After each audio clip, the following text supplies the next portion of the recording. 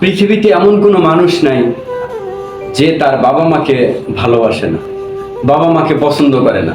এরকম সৃষ্টি থেকে শুরু করে আজ পর্যন্ত যা কিছু দুনিয়া হয়েছে প্রত্যেকটার একটা উদাহরণ থাকে। আর সেই উদাহরণ দু একজন থাকতে পারে যে বাবা মাকে মারে, বাবা মাকে গালি দেয়, বাবা মাকে ভাত কাপড় দেয় না, অথবা বাবা মার সাথে খারাপ ব্যবহার করে। এটা রেয়ার কেস।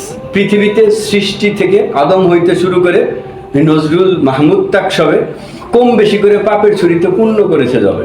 সেক্ষেত্রে মানুষ প্রত্যেকেই অন্যায়ের দু একটা উদাহরণ থাকে। তার মানে এই না আমি যে বলতেছি যে পৃথিবীতে প্রত্যেকটা লোকই বাবা মাকে না, এর ভিতরে 99.0.5% লোক সে বাবা মাকে অবশ্যই হয় বাবাকে নয় মাকে একটু ডিফারেন্ট পছন্দ করে, কিন্তু বাবা মাকে পছন্দ করে।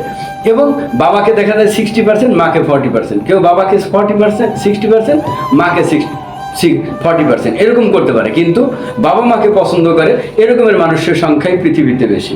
কিন্তু যখন দেখবেন আপনি যে কেউ বাবাকে বেশি পছন্দ করে, কেউ মাকে বেশি পছন্দ করে, যেমন এমন না আবার আমার কথা নেওয়া যাবে না যে আমি মাকে পছন্দ করি না।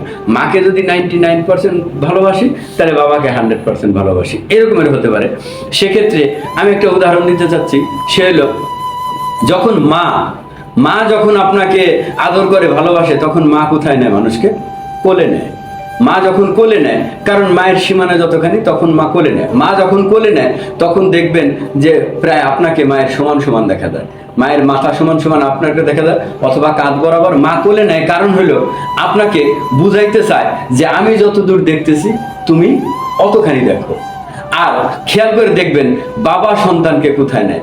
আপনারা যদি প্রশ্ন করা হয় এখানে তার উত্তর দিতে পারবেন না। বাবা সন্তানকে কাঁধে নেয়। কারণ কি আপনারা জানেন? বাবা সন্তানকে কাঁধে নেয় যে আমি যে পর্যন্ত দেখতে পারিনি তুমি তার চেয়ে অনেক বেশি দেখো। এই জন্য বাবা পৃথিবীর সেরা। এই জন্য আমি প্রমাণ দিই, আমি আমার কাছে বাবাই পৃথিবীর সেরা।